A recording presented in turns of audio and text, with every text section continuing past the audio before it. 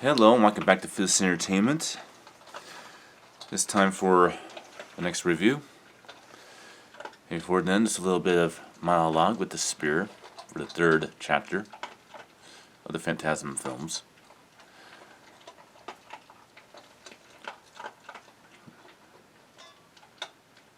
Let's see, if there's any one-liners? Not any that are really memorable to me, so I'll just go ahead and do this the best I can.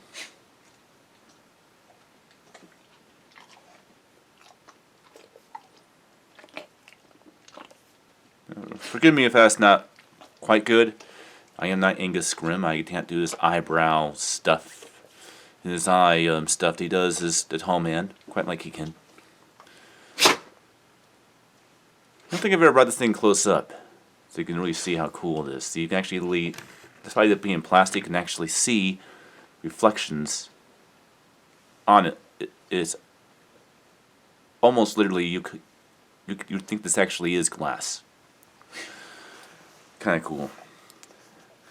Alright, show out the box set again. And mind you, when I did review Phantasm 5, I will be showing it in its all complicity with the actual box that everything goes in, which is nice artwork. Of course, the inside again.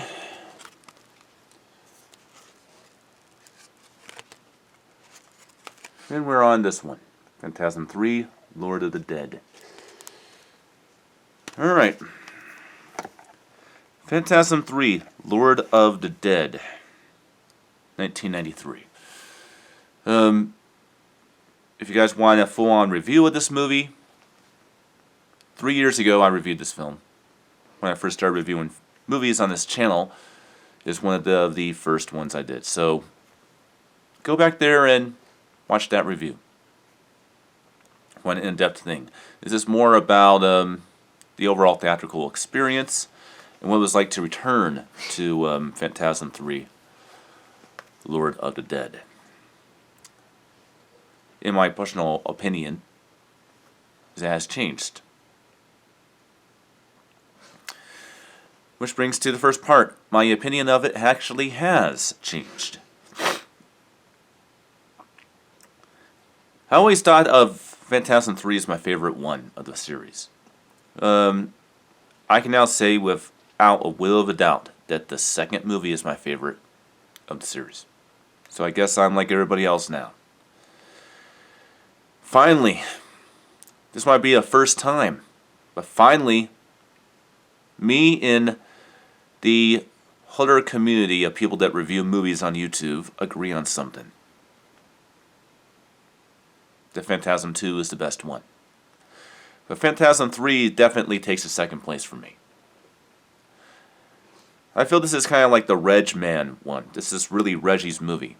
And there's not many that are like that. You have 3 and 5, in my opinion, are mostly Reggie Bannister, movies. While 1 and 2 and 4 really are not. I think the action's pretty over the top in this one. Despite how complicated it is, I thought the story was pretty good. Where I do agree that it did not treat the character of Michael as good as he was in the first two. But they make up for that with 4 and 5. Alright, what was it like to watch this film theatrically? On a big, humongous 110-inch screen, with DTS-X neutral audio. That is a enhancement with his 5.1 DTS HDMA sound presentation. Much, much bigger. I think it gives a lot more value to the movie.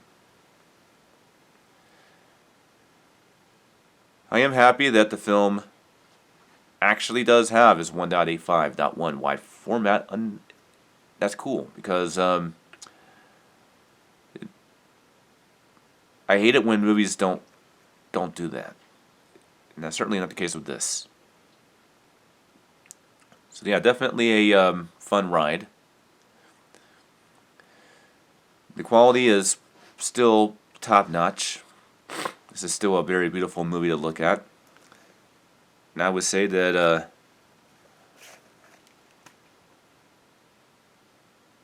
We'll Go USA did a wonderful job completely redoing the Phantasm films. That's pretty much all there is to say about Phantasm 3.